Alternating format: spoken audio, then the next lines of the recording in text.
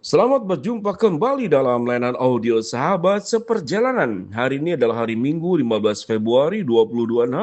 Tema renungan saat teduh kita dengan judul Dipulihkan dari Kehancuran. Firman Tuhan terambil dalam Yeremia pasal 10 ayat 21 sampai dengan ke-22. Sungguh gembala-gembala sudah menjadi bodoh, mereka tidak menanyakan petunjuk Tuhan. Sebab itu mereka tidak berbahagia dan seluruh binatang gembalaan mereka cerai-berai. Terdengarlah suatu berita bunyinya, kegemparan besar akan datang dari tanah sebelah utara untuk membuat kota-kota Yehuda menjadi sunyi sepi, menjadi tempat persembunyian serigala-serigala. Mari kita berdoa. Bapa yang di dalam surga, biarlah kami boleh menjadi pribadi-pribadi yang tidak hancur kehidupan kami karena kami salah langkah, salah mengambil keputusan, dan salah bertindak. Dalam nama Tuhan Yesus kami berdoa, amin. Shalom sahabat seperjalanannya dikasih Tuhan, dipulihkan dari kehancuran. Kalau kita boleh berkata, hidup ini memang sangat riskan kalau kita tidak menjaga hidup dengan baik-baik.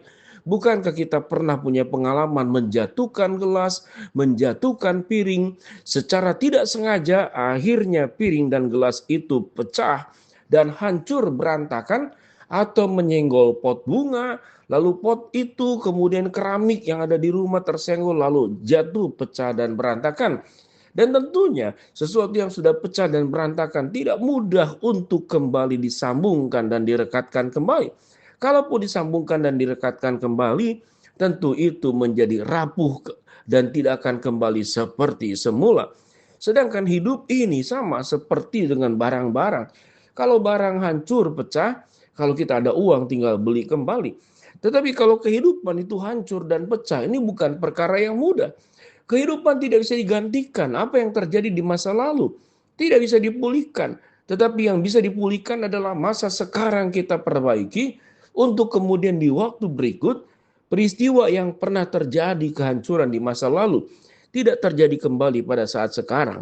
Kalau kita belajar dari kehidupan bangsa Israel yang firman Tuhan katakan mereka itu sudah hancur. Kalau firman Tuhan katakan pada ayat 19, celakalah aku karena penyakitku, lukaku tidak tersembuhkan. Aku berpikir, inilah suatu kepedihan yang harus kutanggung. Kemahku sudah rusak dan semua talinya sudah putus. Anak-anakku telah pergi daripada aku dan tidak ada lagi. Tidak ada lagi yang mendirikan kemahku dan yang membentangkan tendaku. Sungguh, gembala-gembala sudah menjadi bodoh. Mereka tidak menanyakan petunjuk Tuhan. Sebab itu mereka tidak berbahagia dan seluruh binatang gembalaan mereka cerai-berai. Terdengarlah suatu berita bunyinya, kegemparan besar akan datang dari tanah sebelah utara untuk membuat kota-kota Yehuda menjadi sunyi sepi, menjadi tempat persembunyian serigala-serigala. Kalau kita membaca seluruh rangkaian dari kitab Yeremia sebagaimana dijelaskan pada renungan sebelumnya, bahwa bangsa Israel itu adalah mencari jalannya sendiri, sehingga Tuhan kemudian menghukum mereka, atau Tuhan mengizinkan karena kesalahan mereka sendiri menjadi mengalami kehidupan yang kemudian tercerai-berai, hancur. Digambarkan dengan kemahku sudah rusak, talinya sudah putus, anak-anakku telah pergi dan meninggalkan aku. Siapa lagi yang akan mendirikan kemahku dan membentangkan tendaku? Dan kalaupun kita menjadi gembala, kita menjadi gembala yang memiliki domba yang sudah tercerai-berai. Kemudian terdengar berita ada kegemparan besar dari tanah sebelah utara yang membuat kota-kota Yehuda menjadi sunyi sepi. Di sini berbicara tentang bangsa Babylon dan Assyria yang datang menyerang orang Israel. Sesungguhnya kita melihat kehancuran yang sangat luar biasa. Ada sebuah pertanyaan klasik. Kalau kita menghadapi kegagalan, kita menghadapi kehancuran, lalu siapa yang salah? Apakah itu ada dalam izin Tuhan atau karena kesalahan kita? Tentunya Tuhan tidak pernah merancangkan kehancuran. Rancangan Tuhan adalah rancangan damai sejahtera. Sehingga kehancuran boleh dikatakan semuanya disebabkan oleh manusianya sendiri. Manusia di dalam kehendak bebasnya memilih cara jalannya sendiri.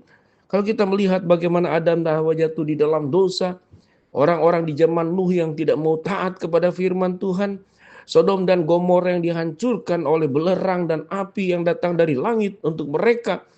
Bagaimana kemudian mereka yang mencoba untuk membangun menara Babel sampai ujungnya menuju langit, akhirnya dicerai beraikan. Sesungguhnya Tuhan tidak pernah merancangkan yang namanya kehancuran. Kehancuran seringkali terjadi karena memang perbuatan kita, atau juga kehancuran yang disebabkan oleh perbuatan dosa kolektif. Jadi ada dosa pribadi yang kita lakukan sendiri, tapi ada dosa-dosa kolektif. Misalkan contoh, kalau kita sendiri mengendari mobilnya baik-baik, lalu kemudian kita kebut-kebutan, lalu kemudian kita mengalami kecelakaan. Itu adalah dosa pribadi yang tidak mentaati peraturan lalu lintas. Tapi ada dosa-dosa kolektif. Dosa kolektif itu misalkan kendaraan Anda diservis, ternyata servisnya itu adalah malpraktek. Artinya tidak dipilih suku cadang yang baik, yang sesuai, yang asli, tapi suku cadang yang palsu. Hanya waktu berkendaraan itu terjadi kecelakaan karena tidak dirawat sebagaimana seharusnya. Itu namanya dosa kolektif yang bisa dilakukan oleh beberapa orang, lebih dari satu orang, dan kemudian juga bisa dilakukan oleh satu bangsa, satu kelompok, satu komunitas. Pada akhirnya kehancuran bukanlah rancangan Allah. Lalu bagaimana supaya kita bisa dipulihkan di dalam rancangan Tuhan? Firman Tuhan berkata, mereka itu tidak menanyakan petunjukku dan mereka tidak mengikuti petunjukku. Itu yang membuat mereka jatuh ke dalam kehancuran. Gembala-gembala itu sudah menjadi bodoh. Mereka tidak menanyakan petunjuk Tuhan. Sebab mereka tidak berbahagia sehingga seluruh binatang gembalanya tercerai-berai.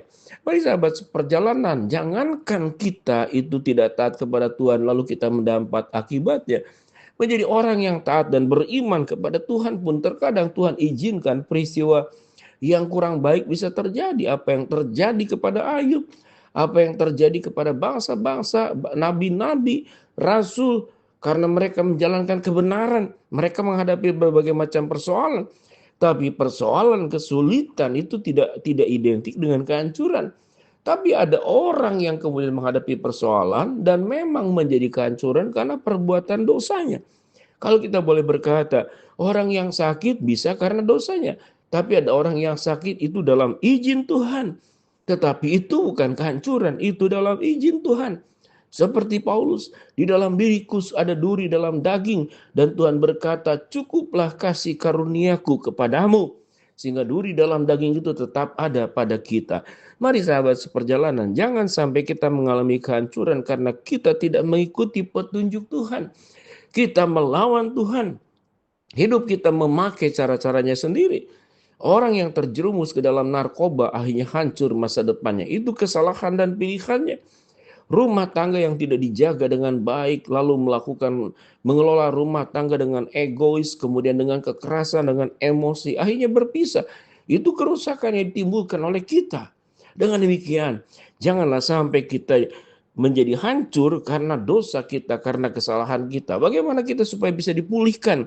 Firman Tuhan berkata, dengarkanlah petunjuk Tuhan dan berjalanlah di jalan Tuhan dan lakukanlah kehendak Allah. Maka engkau akan dipulihkan dari kehancuran, dari berbagai kehancuran, baik kesehatan, baik rumah tangga, baik bisnis, baik pekerjaan. Tuhan akan memulihkan kita kalau engkau mau mengikuti petunjuknya dan berjalan bersama dengan Tuhan. Mari kita berdoa. Bapa dalam surga, hamba-Mu berdoa buat sahabat seperjalanan yang sakit, Tuhan jamah sembuhkan.